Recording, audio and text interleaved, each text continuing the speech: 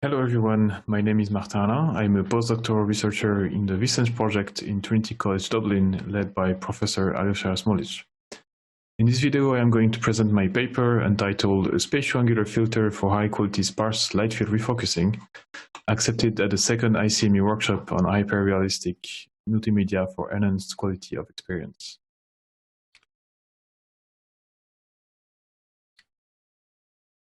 So this is the outline of my presentation. And first, I will start with a quick recap of the concept of light field imaging. In this work, we consider the two parallel planes parameterization of the 4D light field, which captures both spatial as well as the angular information of light rays which are emitted from the scene and which intersect the two parallel planes. And in practice, we can consider the light field as a collection of 2D images arranged on a regular 2D grid. In this work, we are looking at a landmark application of light fields, which is the ability to generate synthetic aperture images. And in general is simply called refocusing. We show here an example of refocused images computed from a dense light field using the well-known shift and sum algorithm. And we can see that the results are realistic with a nice smooth bokeh, that is the defocus blur. And the formal definition for a dense light field is that the disparity between neighboring nave views should not be greater than 1.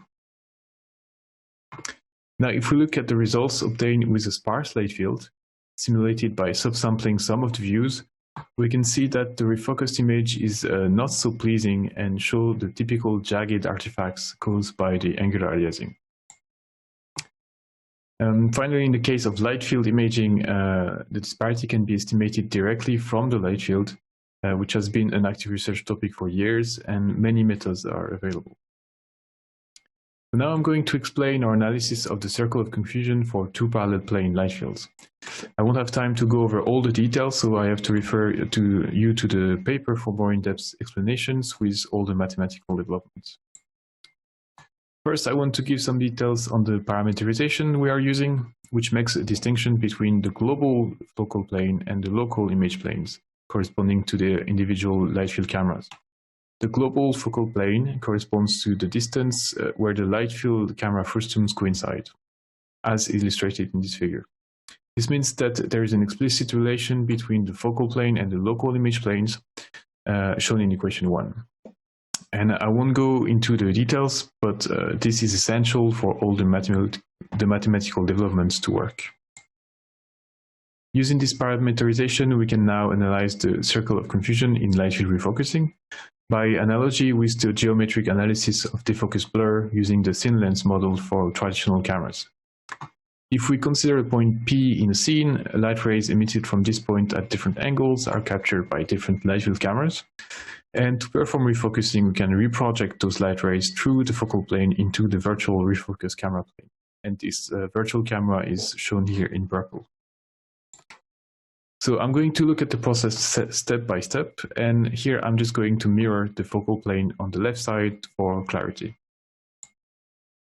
And as I was saying, the first step is to project the light rays emitted from P and within the synthetic aperture onto the focal plane. And we can see that together these rays form a circle of confusion. This circle of confusion can then be projected into the virtual refocus camera. And on the right, in equation 5, we have the expression of the radius of this circle of confusion in pixel units, noted rho c. And what is interesting is that it only depends on the aperture radius, rho a, the disparity corresponding to the point P, noted dp, and the disparity corresponding to the focal plane, noted df. And we can now analyze the geometry of the light field circle of confusion depending on this disparity. So if the disparity of the point P is equal to the disparity of the focal plane, meaning P lies on the plane of focus, the circle of confusion is reduced to a single point, which means P will appear in focus in the image, which is expected. Now, if the point P moves away from the focal plane, the radius of the circle of confusion increases, creating a defocus blur. And again, this is all expected.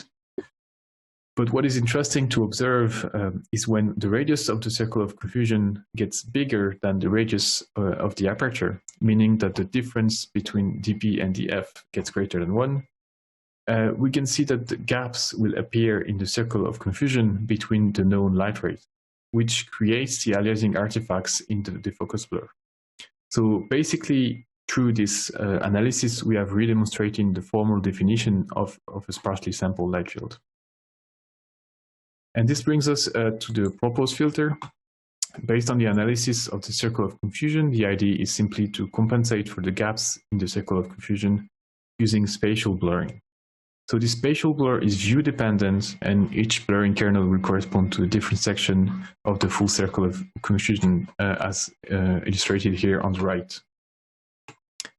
So in the end, the proposed method is a variation of the original shift and sum algorithm with an additional blurring step between the shift and sum operations. So first we apply the shift corresponding to the disparity of the global focal plane df. And then we can apply the proposed disparity-based spatio-angular filter to the shifted light field. So of course, we first need the disparity map corresponding to the refocus view, and then we can use it to create alpha mats corresponding to disparity layers for each view, and then apply on these layers the corresponding spatial filter, which I defined in the previous slide. So the disparity layers are blurred from background to foreground. And then for each view, we can sum these disparity layers using the overcompositing operator. And finally, sum all the views as in the original shift and sum algorithm. So I don't have time to explain it here, but in the paper, we also described a multi-scale implementation that we used to speed up the processing time. Now that we've seen how to compute the proposed methods, I'm going to present experimental results. So first, in our experiments for objective evaluation, we used two datasets, one synthetic dataset from the HCI benchmark and the Stanford Gantry dataset. We created ground truth refocused image using the shift and sum algorithm on the center view of the full light fields, and then created our test sparse light fields by subsampling the original light field with the factor 2, 3, and up to 4 for the Stanford dataset. For the HCI dataset, we also have access to the ground truth disparity map, so we can evaluate the influence of the estimated disparity map quality. To evaluate the quality of the refocused image, we used the PSNR and SSIM metrics, and we compared our approach to 4 existing methods, which are listed here on the right. So in the table on the left, we show the results for the HCI dataset, and we can see that for all methods that use the disparity map, there is a clear decrease in performance when using the estimated disparity map compared to the ground truth, which is expected. But we can also see that our approach outperforms all existing methods, especially for the sparsest input with a subsampling factor of 3. So these results are confirmed on the Stanford dataset, for which we can get even sparser light fields. And looking at the processing times reported on the bottom right, we can see that the proposed multi-scale implementation can be advantageous in terms of complexity, even if it suffers from a slight decrease in refocusing performance. So finally, let's have a look at some subjective results. For this, we applied the different methods on light fields from the Technicolor dataset, which has been captured with a camera array and is very sparse. So this is the result using the shift and sum, and we can see very clear angular aliasing artifacts. The Fourier disparity layer result is shown here, and this method is designed for dense light fields. So again, we have very strong aliasing artifacts. Now we show the selective light field refocusing method, and there is some improvement, but still clear angular aliasing artifacts are present.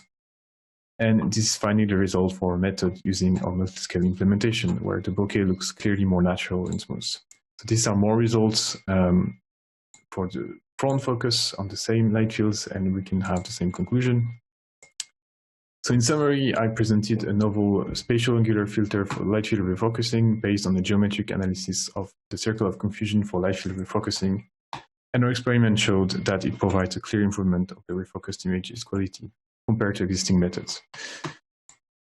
But this quality depends on the quality of the disparity map itself. So in future work, we plan to address this limitation and try also more applications.